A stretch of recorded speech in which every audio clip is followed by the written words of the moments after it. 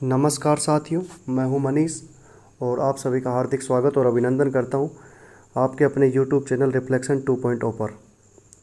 आज ये मेरा पहला वीडियो है और ये एजुकेशनल और एंटरटेनमेंट दोनों के पर्पज़ से बनाया हुआ है। आज हम शुरुआत करते हैं इंडियन पॉलिटी, भारतीय राज व्यवस्था की, और उसमें हमारा जो टॉपिक रहेगा इंडियन कॉन्स्टिट्यूशन पार्ट 1, भाग 1। हम कैसे पढ़ेंगे इंडियन पॉलिटी को, उसके बारे में एक बार गहन चर्चा करते हैं। और दूसरी बात यह है कि यहाँ से आप पॉलिटी पढ़ने के बाद में आपके कोई भी डाउट नहीं रहेंगे और आपको सिर्फ वीडियो में यादें हो जाएंगी बातें। आपको दोबारा से बार बार पढ़ने की ज़रूरत नहीं पड़ेगी, एक बार पढ़िएगा और बाकी मैं आपको बुक्स का सजेस्ट कर दूँगा। उन बुक से आप उसको रिवाइज करते रहिएगा और मैं आपको PDF भी प्रोवाइड करा दूँगा साथ में, जिससे कि आप उसका रिवीजन कर सकें। तो हम शुरुआत करते हैं इंडियन कॉन्स्टिट्यूशन से। पार्ट आपका ज़्यादा समय ना लेते हुए शुरुआत करेंगे इंडियन कॉन्स्टिट्यूशन से, भारतीय संविधान। अब इसको हम पढ़ेंगे कैसे। देखो, बहुत सारे वीडियो आपने देखे होंगे यूट्यूब चैनल पे कि सबसे पहले पढ़ाएंगे 1773 का रेगुलेटिंग एक्ट, फिर जाके 1858, 1947 इंडियन इंडिपेंडेंस एक्ट, कौन सा एक्ट है, कौन सा काउंसिल है। तो इन सब चीज़ों के बारे में अभी आपको ना तो समझ में आएगा और सिर से सीधा का सीधा ऊपर जाएगा। तो हम शुरुआत करेंगे वहाँ से जहाँ से आपको समझ में आएगा। तो हम शुरुआत करेंगे पार्ट 1 से। कहाँ से शुरुआत करेंगे? पार्ट 1 से। अब ये पार्ट क्या होते हैं इसके बारे में चर्चा कर लेते हैं। सभी ने किताबें पढ़ी होंगी और हर चैप्टर, हर जो बुक होगा, हर बुक के अंदर पहले जो पेज होता है उसमें चैप्टर की लिस्ट होती है। सपोज करो आपने 10th में मैथ की बुक पढ़ी है। अब मैथ में पहले पेज जब देखोगे तो उसमें 20 चैप्टर, सपोज करो कि 20 चैप्टर हैं उसमें, और हर चैप्टर के सामने उसका पेज लिखा होगा कि भाई पहला जो चैप्टर है परसेंटेज है वो है 1 से 4 पेज तक, दूसरा प्रॉफिट एंड लॉस मान लेते हैं हम और वो है 4 से 8 तक। तो इसी प्रकार इंडियन कॉन्स्टिट्यूशन में भी पार्ट्स, चैप्टर होते हैं। उन चैप्टरों को इंडियन कॉन्स्टिट्यूशन में क्या कहा जाता है? पार्ट्स कहा जाता है। तो इंडियन कॉन्स्टिट्यूशन में टोटल 22 चैप्टर है, 22 चैप्टर। अब यहाँ कॉन्स्टिट्यूशन में चैप्टर ना कहकर इनको क्या कहेंगे? पार्ट कहेंगे। तो कितने भाग हुए? टोटल 22। कितने भाग हुए? 22। अब ये चैप्टर भी पेजेज वाइज है। जैसे आपने मैथ में किताबों में देखा कि जो परसेंटेज था वो 1 से 4, प्रॉफिट लॉस 4 से 8, इस प्रकार। तो ये भी एक चैप्टर वाइज है, मीन्स पेजेज वाइज है। लेकिन कॉन्स्टिट्यूशन की भाषा में इन पेजेज को क्या कहेंगे? आर्टिकल। क्या कहेंगे? आर्टिकल। तो टोटल कितने आर्टिकल हैं? 395, मीन्स 395 पेज की एक बुक है आपके पास। सिंपल सी भाषा में समझिए, कितने पेज की? 395 पेजेज की एक बुक है और इन पेजेज को कहा जाता है आर्टिकल, हिंदी में कहा जाता है अनुच्छेद। तो आज हम चर्चा करेंगे आर्टिकल फर्स्ट की या पार्ट फर्स्ट की।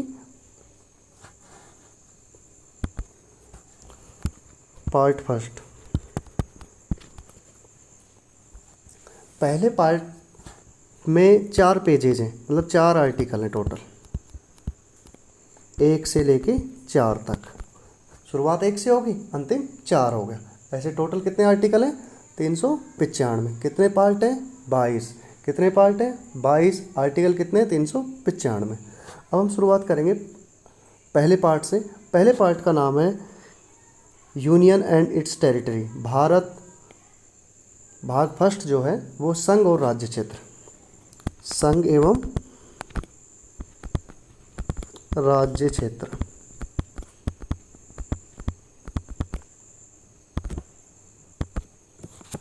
यूनियन, संघ को बोलेंगे union and it's territory.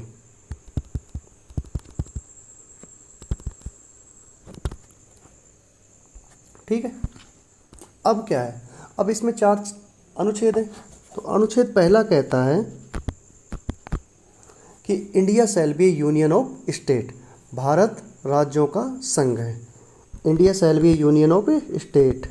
India shall be union of state. Bharat राज्यों का संघ है। क्या है? संघ है। अब हम संघ की बात करते हैं। और अब संघ 3 प्रकार के होते हैं। संघ कितने प्रकार के होते हैं? 3 प्रकार के। इनको आप, ये ऐसा है कि ये कुछ जो टर्म्स हैं वो इंग्लिश में याद कर लीजिएगा, जो ज़्यादा, क्योंकि फेडरेशन यूनियन दोनों का मतलब संघ होता है। तो इंडिया सेल भी यूनियन है, ना कि फेडरेशन। तो पहला हुआ टाइप्स ऑफ यूनियन। यूनियन की बात कर लेते हैं, संघ के प्रकार। तो पहला हो गया कॉन्फेडरेशन।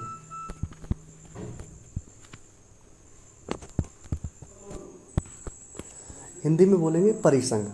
परिसंघ क्या होता है कि बहुत सारे, जैसे 1 2 3 ऐसे कई राज्य मिलके और किसी एक देश का निर्माण कर रहे हैं। बहुत छोटे छोटे राज्य मिलके किसी आपस में जुड़ करते हैं और एक देश का निर्माण करते हैं, लेकिन बहुत ही कमज़ोर होता है, कभी भी कोई राज्य अलग हो सकता है। सेकंड होता है फेडरेशन। इसमें भी सेम होता है कि बहुत सारे छोटे छोटे राज्य मिलके देश का निर्माण करते हैं। कुछ शक्तियाँ अपनी राज्य देश को दे देते हैं, लेकिन यहाँ भी संघ से राज्य अलग हो सकते हैं, मतलब देश से राज्य अलग हो सकते हैं। और तीसरा है यूनियन, कि इसमें भी बहुत सारे छोटे छोटे राज्य मिलके देश का निर्माण करते हैं, लेकिन राज्य कभी भी देश से अलग नहीं हो सकते। तो अमेरिका है वो फेडरेशन है, और इंडिया क्या है? यूनियन। उदाहरण के रूप में ले सकते हैं, अमेरिका एक फेडरेशन है, अमेरिका एक संघ है, और इंडिया एक यूनियन है। अगर क्वेश्चन आता है कि भाई सबसे कमज़ोर कौन सा होता है इन तीनों में से, सबसे पहला कॉन्फेडरेशन, फिर फेडरेशन और फिर यूनियन। तो कॉन्फेडरेशन सबसे कमज़ोर होता है, क्योंकि वहाँ सभी से राज्य अलग हो सकते हैं इजीली। फिर फेडरेशन उससे थोड़ा ताकतवर होता है, वहाँ राज्यों की कुछ शक्तियाँ केंद्र के पास नहीं तो होती है, लेकिन फिर भी वो राज्य अलग हो सकते हैं। और थर्ड वन आता है यूनियन। यूनियन सबसे ज़्यादा ताकतवर होता है, उससे राज्य कभी भी अलग नहीं हो सकते। सारी की सारी शक्ति, मैक्सिमम शक्ति जो होती है केंद्र के पास रहती है। और एग्जाम्पल के रूप में बात की जाए तो अमेरिका एक फेडरेशन है, जबकि इंडिया एक यूनियन है। तो ये हुआ हम आर्टिकल पहला। आर्टिकल पहला क्या है कि भारत राज्यों का संघ है, इसके राज्य कभी भी टूटकर अलग नहीं हो सकते। अब संघ की हमने बता दिया कि संघ 3 प्रकार के होते हैं। एक होता है कॉन्फेडरेशन, दूसरा फेडरेशन, तीसरा यूनियन। सबसे ताकतवर होता है यूनियन। उदाहरण के रूप में यूनियन भारत है, और कॉन्फेडरेशन और फेडरेशन अमेरिका है। अब हम आते हैं आर्टिकल नंबर 2 पर। आर्टिकल 2 अनुच्छेद 2। अनुच्छेद 2 क्या कहता है? सुनिए कि संसद, इंडियन पार्लियामेंट, भारतीय संसद को एक अधिकार है कि भारत के बाहर कोई देश है, सपोज करो भारत के बाहर कोई भी देश है, और उसे संसद को ये पावर है कि वो भारत में से मिला सकता है, या किसी देश का कोई टुकड़ा है जो भारत में मिलना चाहता है तो उसे मिला सकते हैं। मतलब यह है कि संसद राष्ट्रपति की पूर्व अनुमति पर किसी विदेशी राज्य को भारत में मिला सकती है। जैसे बात करें, सिक्किम की बात करते हैं। सिक्किम की बात करें तो सिक्किम को 16 जून 1975 को भारत में विलय कर लिया गया था, भारत में मिला लिया गया था। अब हुआ क्या कि चाइना तिब्बत को अपने कब्जे में ले रहा था धीरे धीरे। तो सिक्किम वाले लोगों ने सोचा कि हमारे लिए तो दिक्कत हो जाएगी, अगर थोड़े दिन नहीं रहे तो चाइना पे दबाव डालेगा और हम चाइना के पास चले जाएंगे। तो उन्होंने इंडिया गवर्नमेंट से रिक्वेस्ट की कि भाई हम आपसे विलय होना चाहते हैं आपके अंदर। तो वहाँ पे जनमत संग्रह कराया गया और उसके थ्रू विलय किया गया। 16 जून 1975 को सिक्किम भारत का एक राज्य बना। तो इंडियन कॉन्स्टिट्यूशन या भारतीय पार्लियामेंट को एक अधिकार दिया गया है, आर्टिकल 2 में लिखा हुआ है कि वह किसी विदेशी राज्य को भारत में मिला सकता है राष्ट्रपति की पूर्व अनुमति से। ये तो हुआ विदेश के लिए। अब आर्टिकल नंबर 3 पर आते हैं। आर्टिकल 3 अनुच्छेद 3। अनुच्छेद 3 क्या कहता है कि राष्ट्रपति की पूर्व अनुमति से, पार्लियामेंट राष्ट्रपति की पूर्व अनुमति से भारत के किसी भी राज्य को, जैसे उसका नाम, सीमा, क्षेत्रफल, इन तीनों में परिवर्तन कर सकता है। राष्ट्रपति की अनुमति मिल जाएगी उसको, उसके साथ ही वो किसी, जैसे कोई स्टेट हुआ, सपोज करो कोई स्टेट है, मान लो सपोज बिहार था पहले, जिससे छत्तीसगढ़ बना, झारखंड बना, तो इनसे क्या है कि जब झारखंड को अलग किया गया 15 नवंबर, कब अलग हुआ? 2000 को। 15 नवंबर 2000 को एक नया राज्य बनाया गया बिहार से झारखंड। इसी के साथ में एमपी से बना छत्तीसगढ़, और ये बना 1 नवंबर 2000 को। यूपी से बना उत्तराखंड, ये कब बना? 1 नवंबर 2000 को। ठीक है। तो संसद राष्ट्रपति की पूर्व अनुमति से किसी भी राज्य के क्षेत्रफल को कम कर सकती है, बढ़ा सकती है, नाम बदल सकती है, उसकी सीमा चेंज कर सकती है, क्षेत्र चेंज कर सकती है। कोई नए जिले को किसी दूसरे राज्य में दिया जा सकता है, किसी राज्य से हटा के दूसरे राज्य में कन्वर्ट, नए राज्य का निर्माण भी कर सकती है, नए राज्य को घटा भी सकती है। तो आर्टिकल 1 में लिखा है कि भारत राज्यों का संघ होगा। India shall be union of state. राज्य कभी भी भारत से अलग नहीं हो सकते। 2 और 3 में लिखा है, 2 में क्या लिखा है कि विदेश से कोई देश आए, उसको अगर संसद चाहे तो उसको विलय कर सकती है, उसको भारत में शामिल कर सकती है। और 3 से में है कि कोई भी भारत के राज्य में सीमा में परिवर्तन करना है, किसी की नाम में परिवर्तन करना है, किसी के क्षेत्रफल में परिवर्तन करना है, तो वो कर सकती है। और आर्टिकल 4 में लिखा है कि जब संसद अनुच्छेद 2 का और 3 का प्रयोग करेगी, 2 और 3 का, आर्टिकल 2 और 3 का जब भी प्रयोग करेगी, तो जब संसद प्रयोग करेगी या किसी राज्य को तोड़ेगी या विदेशी किसी राज्य को मिलाएगी, तो उसके लिए राष्ट्रपति से किसी विशेष अनुमति की ज़रूरत नहीं है, क्योंकि इसे आर्टिकल 368 से बाहर रखा गया है। आर्टिकल 368 के बारे में चर्चा करेंगे जब आर्टिकल 368 पे पहुंचेंगे। उससे पहले हम बता दें कि आर्टिकल 368 इंडियन कॉन्स्टिट्यूशन में अगर कोई संशोधन करना है उसको लेकर दिया गया है। लेकिन आर्टिकल 4 में लिखा है कि 2 और 3 के तहत जो भी संशोधन होगा, जो भी मतलब किसी विदेशी राज्य को मिलाया जाएगा या किसी देशी राज्य में चेंज किया जाएगा, तो जाके वो उस पर आर्टिकल 368 लागू नहीं होगा। उस पर संसद राष्ट्रपति से विशेष अनुमति की जरूरत नहीं है। अब हम बात करते हैं कि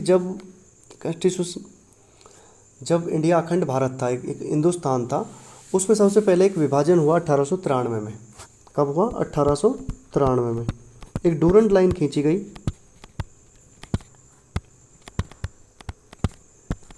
इंडिया और अफगानिस्तान के बीच में। ठीक, तो पहली बार अखंड भारत का पहला टुकड़ा था अफगानिस्तान। उसके बाद दूसरा टुकड़ा हुआ 1935 में, जब म्यांमार, भारत से म्यांमार अलग हो गया। उसके बाद जब भारत आज़ाद हुआ 1947, तो एक टुकड़ा और हुआ पाकिस्तान, और एक हुआ जो पूर्वी पाकिस्तान था, जिसका आज जो अलग होके एक नया राष्ट्र बना, बांग्लादेश। तो भारत और पाकिस्तान के बीच जो लाइन हुई 1947 में, जो बना पाकिस्तान और बांग्लादेश, इनके बीच जो लाइन है उसको कहते हैं रेड क्लिफ। कौन सी कहते हैं? Red Cliff line. तो जब अंग्रेज, भारत 1947 में जब आज़ाद हुआ, उस समय टोटल 552 रियासतें थी। कितनी रियासतें थी? 552 रियासतें। उसमें से 549 रियासतें तो भारत में शामिल हो गई। लेकिन 3 रियासतें ऐसी थीं जो भारत में शामिल होना नहीं चाहती थी। वो 3 रियासतें, एक थी हैदराबाद, दूसरी थी जूनागढ़,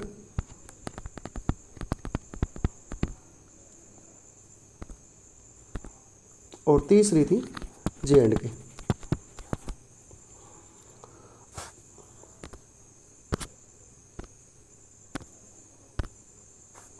अब ये जो 3 रियासतें, इनको मिलाया गया। पहले हुई हैदराबाद। हैदराबाद में जो मिलाया गया वो है पुलिस कार्रवाई के थ्रू। कौन सी कार्रवाई? पुलिस कार्रवाई। इसको कहते हैं ऑपरेशन पोलो। जूनागढ़ को मिला गया। जूनागढ़ में क्या था कि 90% जनता वहाँ की हिंदू थी और जो उनका शासक था वो मुस्लिम था। अब मुस्लिम शासक था, वो चाहता था कि मैं पाकिस्तान में जाऊँ, लेकिन वहाँ पे जनमत संग्रह कराया। जनमत संग्रह कराया और जनमत संग्रह में हिंदू जो जनता ने, उन्होंने हिंदुस्तान की तरफ, भारत की तरफ अपना वोट दिया और जूनागढ़ को भारत में शामिल कर लिया गया। तीसरी जीत जो थी वो थी J&K। J&K के उस समय जो राजा थे वो हरि सिंह जी थे और वहाँ का प्रधानमंत्री शेख अब्दुल्ला था। यहाँ ठीक उल्टा था। यहाँ की जनता, मैक्सिमम जनता मुस्लिम थी और राजा हिंदू था। उसको विलय पत्र के द्वारा भारत में शामिल किया गया। अब ये कैसे शामिल हुआ, इनके बारे में हम विस्तार चर्चा अगले क्लास में करेंगे कभी। अभी हमें सिर्फ उतना ही पढ़ना है जितना एग्जाम से रिलेटेड है। ये जो मैं पढ़ा रहा हूँ वो सिर्फ एग्जाम से रिलेटेड पढ़ाया जा रहा है। जो कोई भी अलग से जानकारी होगी वो स्पेशल क्लासेज में दे दी जाएगी। ये मेरा पहला वीडियो है और अगर कोई मिस्टेक हो जाती है तो प्लीज़ कमेंट कीजिए, सजेस्ट कीजिए। I will try to improve myself. और मैं कोशिश रहेगी कि हिंदी और इंग्लिश दोनों बाईलिंगुअल बनाने की कोशिश करूँगा।